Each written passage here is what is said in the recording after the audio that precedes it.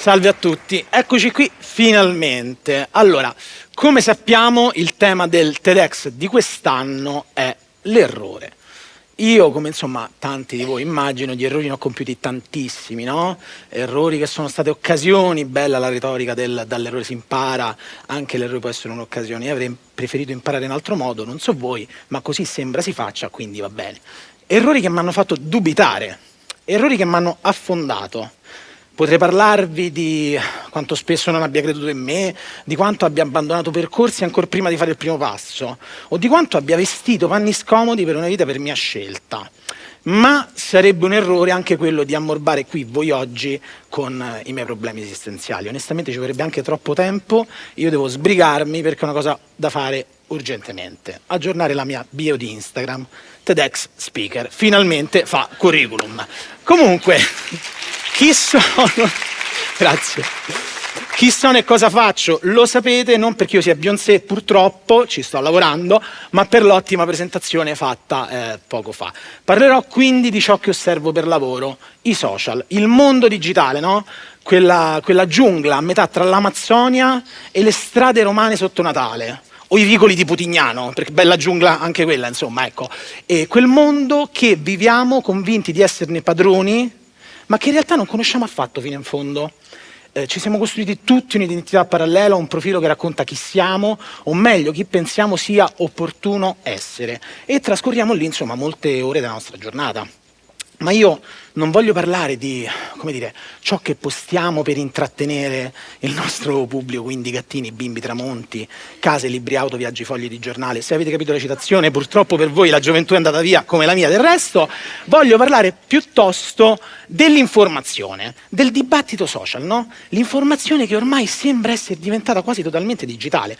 Abbiamo applicato un filtro alla realtà e tutto diventa solido, concreto, solo se ne dibattiamo sui social. Partiamo da come ne parliamo. Provate a ricordare l'ultima giornata passata senza che la polemica quotidiana attanagliasse completamente la conversazione collettiva. L'altro ieri abbiamo parlato di una pesca, ieri del ballo del qua qua, oggi di Gali e della Palestina, domani del divorzio dei Ferragnez. Una notizia dopo l'altra passa davanti a noi, fugge via, e noi così perdiamo la reale importanza dei temi, il peso specifico di ogni notizia. Pensate al dramma delle donne iraniane, non ne parliamo da tantissimo tempo, come se lì ora vi fosse una situazione paradisiaca. In realtà semplicemente si era detto tutto ciò che si poteva dire, tutto ciò che contava dire. Le interazioni diminuivano, i like anche, i contenuti diminuivano. Perché era arrivato un nuovo topic sul tavolo del dibattito social che aveva catalizzato completamente l'attenzione e quindi la moltitudine di persone si sono spostate da un tema all'altro, in un batter d'occhio. Siamo come con dei visori virtuali che ci passano davanti la scena del giorno e quando la scena passa via e ci mostrano la successiva, noi presi a dibattere del nuovo arrivato, appunto, dimentichiamo ciò di cui stiamo parlando, rendendolo status quo, normalizzandolo di fatto. Ho visto un film meraviglioso di recente, il vincitore per l'Oscar per miglior film internazionale, La zona di interesse. Se non l'avete visto, recuperatelo perché è un capolavoro. Il film parla della vita del comandante di Auschwitz che vive con la sua famiglia, la moglie e i figli, nella sua casa. Il muro perimetrale del loro giardino coincide col muro di confine del campo di concentramento di Auschwitz. Dentro il loro giardino, entro il muro, loro conducono una vita familiare, verrebbe da dire quasi, come dire, quasi normale, no? Addirittura insegnano ai loro figli a non cogliere le viole, per non urtare l'ordine e la bellezza dei viali. Oltre quel muro compiono il più grande crimine che l'essere umano abbia mai compiuto. Uomini che hanno spento la coscienza una volta oltre il muro. Mi chiedo, qual è il muro oltre il quale noi non stiamo guardando oggi? Quando noi passiamo dal parlare di una crisi umanitaria, possono essere il dramma delle donne iraniane o la strage dei civili a Gaza, a un tema leggerissimo come una pesca o il divorzio appunto dei Ferragnez, non staremo anche noi costruendoci una coscienza selettiva che si attiva a fasi alterne a seconda della rilevanza della notizia nel dibattito social? Qual è il muro oltre il quale noi non stiamo guardando oggi? Siamo come cani attorno a un osso, no? Presi a dibattere, a spolpare le notizie per dire la nostra e cerchiamo in continuazione nuove cose di cui parlare. E magari l'osso sul quale ci siamo avventati è l'osso che ci ha lanciato qualcuno e non vediamo passare la notizia davvero importante di fianco a noi, la famosa distrazione di massa, no? Se io vi dicessi ballo del qua John Travolta Sanremo, tutti, qui quasi tutti abbiamo insomma un'opinione in merito.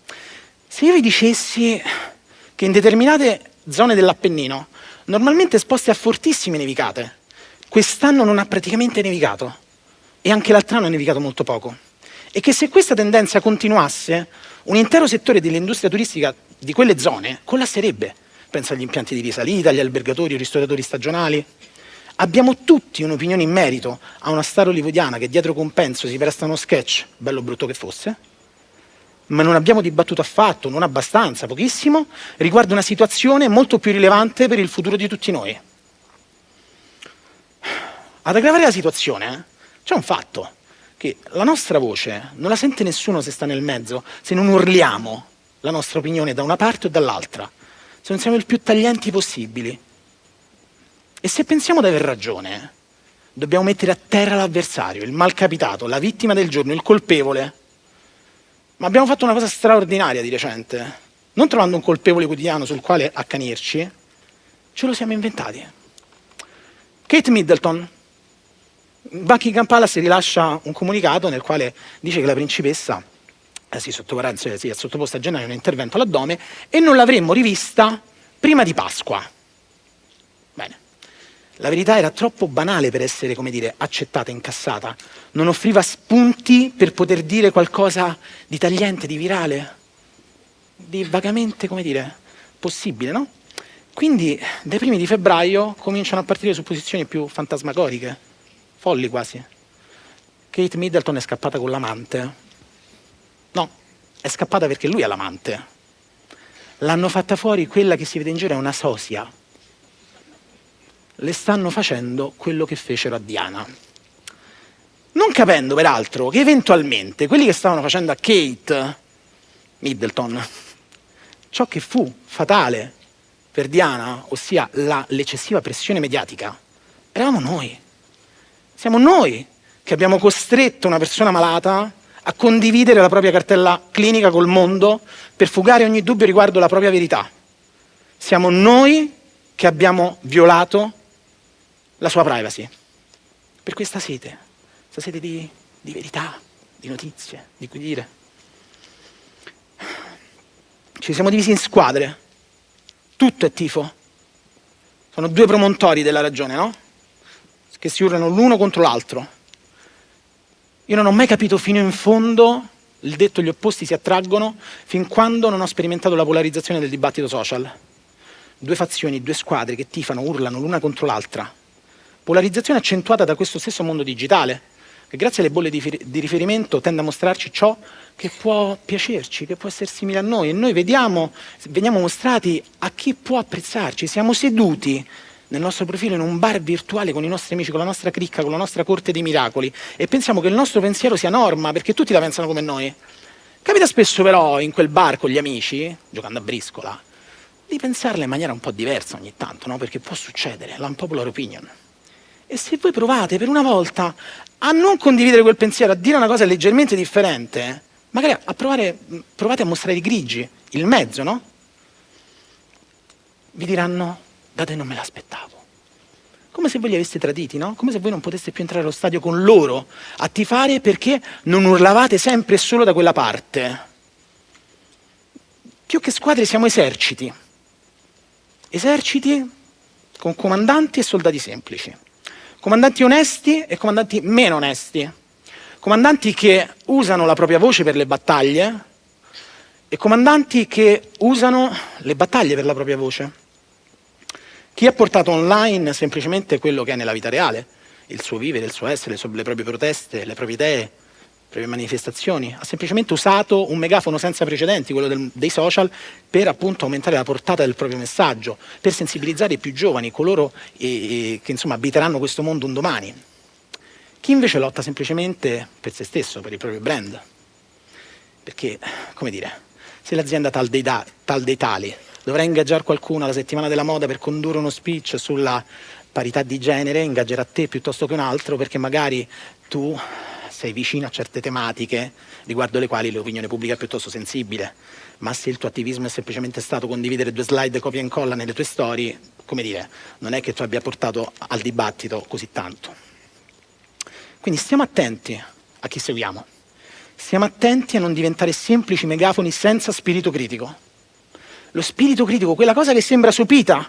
Cioè noi viviamo un'epoca vittima dell'opinionismo smodato, che però non arricchisce il dibattito, perché appunto completamente saturo di questa polarizzazione estrema. 2 promontori opposti, sempre e comunque, che urlano. Bene, provate a fare un esperimento.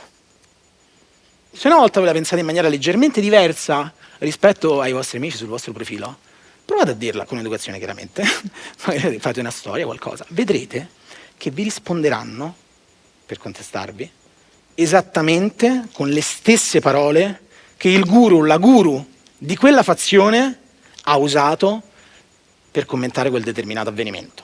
Fa impressione, le stesse parole, siamo arrivati all'obliterazione del pensiero altrui.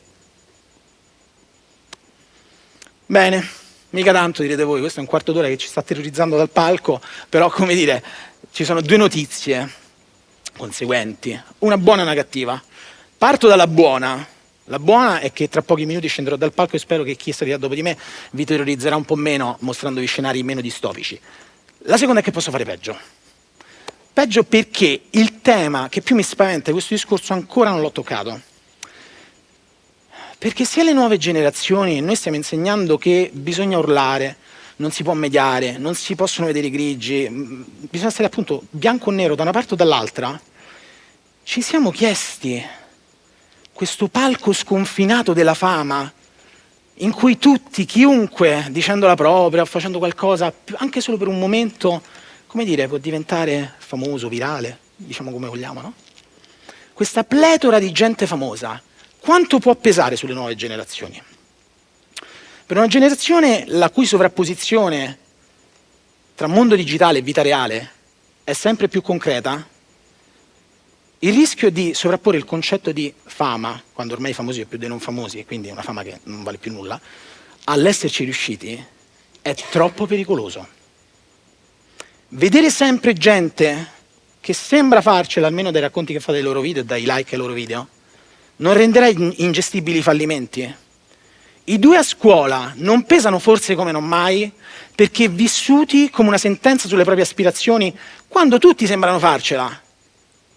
Ecco, questo è l'aspetto che più mi spaventa in assoluto, il possibile senso di frustrazione che accompagnerà per mano la generazione che abiterà il mondo domani. Ora, io non sono qui, come dire, per proporre solo problemi senza interrogarmi, però a dare delle soluzioni, ma mi sono interrogato e, come dire, la risposta era sempre e solo una.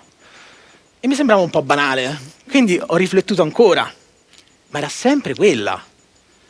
E poi mi sono detto che il rasoio di Occam ci dice che la risposta più semplice spesso è quella giusta.